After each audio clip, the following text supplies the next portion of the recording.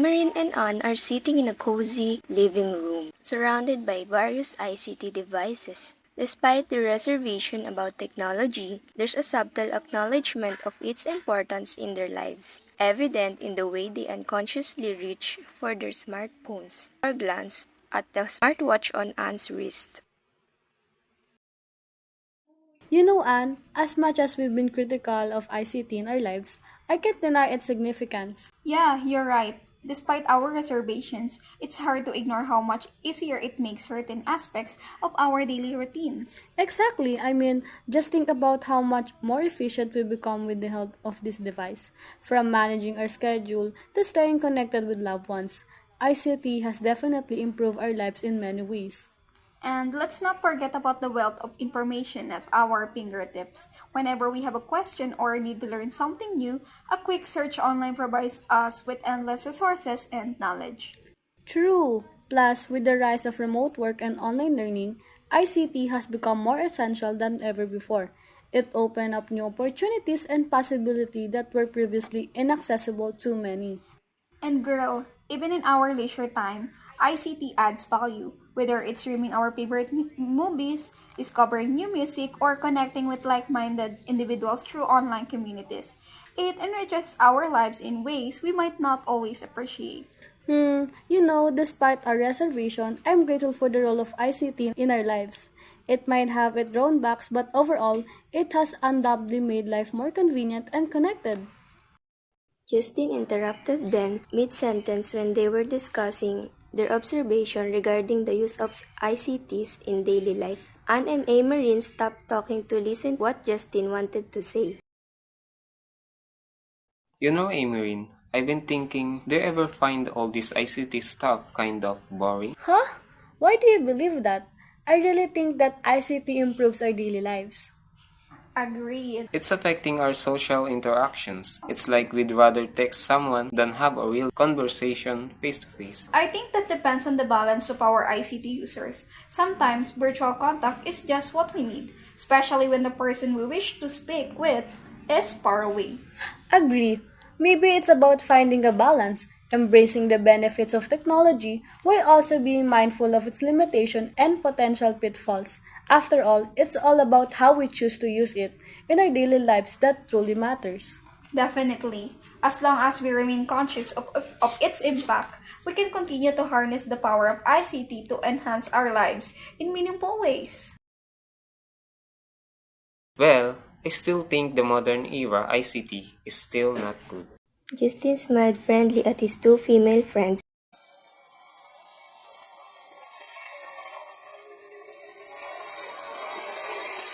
Anne and Marine and Justine find themselves transported back in time to the early days of computing. They stand in a room filled with massive mainframe computers, whirring and clicking as reels of tape spins.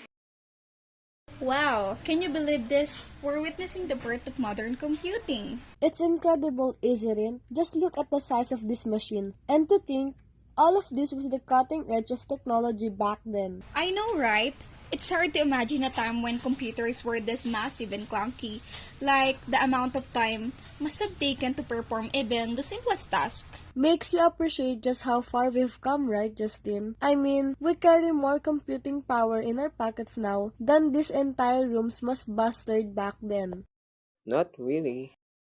When Amarin saw the frames showing the computers from the first, second, and third generations, her eyes widened as he called her friends Justin and Anne. When they heard Amarin's call, Anne and Justin followed her, but Justin did not appear interested. It's incredible to think about the different generations of computers and how each one has shaped the landscape of technology. Do you remember the first generation Amarin with those massive vacuum tubes? Oh yes, those early computers were enormous and consumed so much power. Can you imagine having one of those in our living room? It's mind-boggling, really. And then they came the second generation with the introduction of transistors. Suddenly, computers became smaller, faster, and more reliable. Right, the shift from vacuum tubes to transistor marked a significant milestone in computing history. And let's not forget about the third generation, which brought us to integrated circuits and miniaturization. Yes, the birth of microprocessor that revolutionized the way we think about computers. Suddenly, they were no longer confined to a large rooms but could fit on a desk or even in our pockets. And then came the fourth generation, with the advent of personal computers. Remember those bulky desktops with their cathode ray tube monitors? Of course, it's amazing to see how quickly personal computers became mainstream, empowering individuals to do things they never thought possible. And now, we're living in the fifth generation, where computers are not just tools but also companions.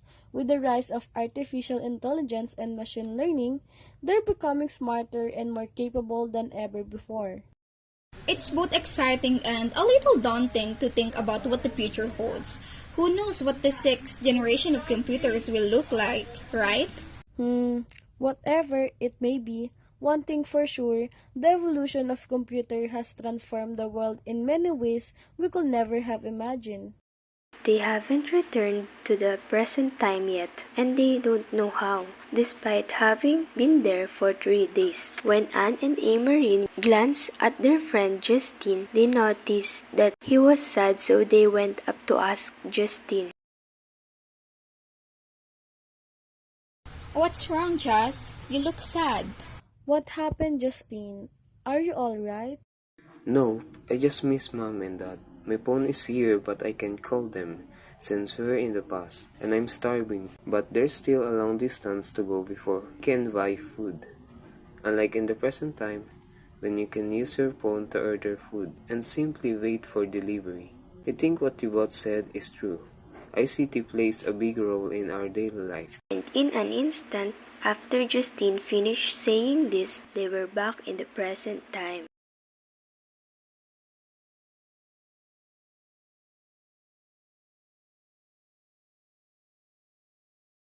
Maybe, Justin, we've been given a glimpse into the past to truly appreciate the present. We owe so much to the visionaries who paved the way for the technology we take for granted today. Definitely, let's make the most of our journey back in time and soak in the history. But I have to admit, I'm grateful we live in the era where ICT is so advanced and accessible.